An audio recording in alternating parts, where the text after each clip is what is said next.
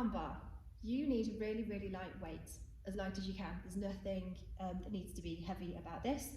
You just need a little bit of weight for your body to work against. So you'll start it just like as if you were going to do a Turkish get-up. So you're on your side, and you'll take your weight overhead, like so. So your the same leg as arm is up will stay up. So your opposite leg will straighten out. Opposite arm is going to come overhead. So we've got a straight line between at this line here. So arm and leg straight up, whereas in a Turkish get up we have them out at 45 degrees. We've got them straight.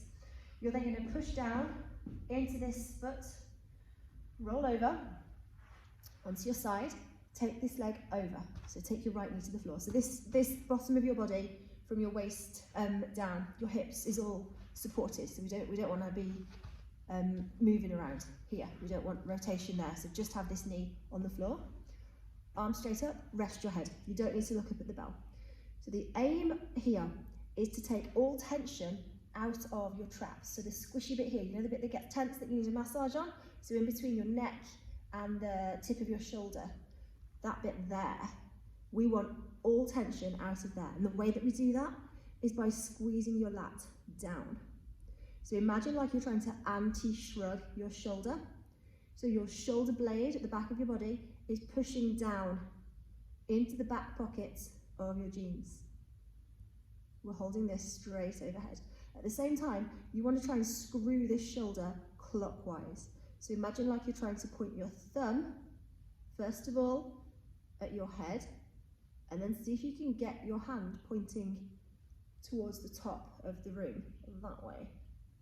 Okay, so pointing your hand, starting from your shoulder, so the twist is coming from your shoulder, hand's going to try and point that way. So we're still pushing our shoulder blade down into our back pocket, twisting your shoulder, turning your palm to face the top of the room, so the direction that your head is pointing in. And we're going to hold it here. Now, you want to be vertical. So it can sometimes be really hard to do this on your own. If you've got a spotter, you can try and get someone to look from above, below, just to make sure that you've got a straight line between your bell and your shoulder. So it can be really easy, and you don't know you're doing it, to have your bell back here. Or it can be over here, especially when you get tired. These muscles might start to take over. See if you can get someone, they don't need to know what they're doing, all they need to be able to do is see a straight line and just kind of make sure that that bell stays there. So again, this is staying nice and loose and relaxed, and you want to get like almost like a cramping, in fact cramp is perfect here, feeling here. So just at the top of your hips, back of your ribs, we want that to be really cramping up as you're pulling your shoulder blade down towards the back of your hips, and you're twisting this way. So not that way. Can you see what my palm's doing? Facing the back of the room. You want it to be twisting to face that way, coming from your shoulder. So shoulder's not here, it's here. And we get a squeezy, crampy feeling there. Eventually, if you can do it now, you can do it now. We want to try and get this arm on the floor behind you, and we'll see if we can get our head to the floor. And that will just extend the twist. But what will happen there, probably at first, is that you'll hunch up here. So still trying to get that squeeze down there. Okay, I've talked much more than I planned to, but there we go. There's your arm bar.